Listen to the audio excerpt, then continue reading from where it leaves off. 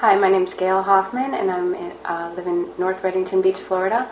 And on behalf of Expert Village, I am going to demonstrate how to make Italian crème cake.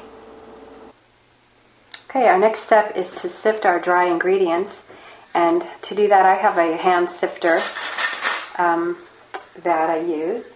And our dry ingredients are 2 cups of all-purpose flour and a half a teaspoon of salt and a teaspoon of baking soda.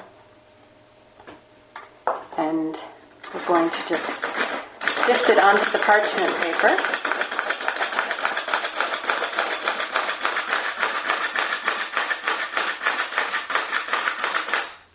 You want to make sure you get all of it because it's part of your recipe. And there's probably about 1/8 of a cup left in there, so you can tap it to get any that are stuck on the sides.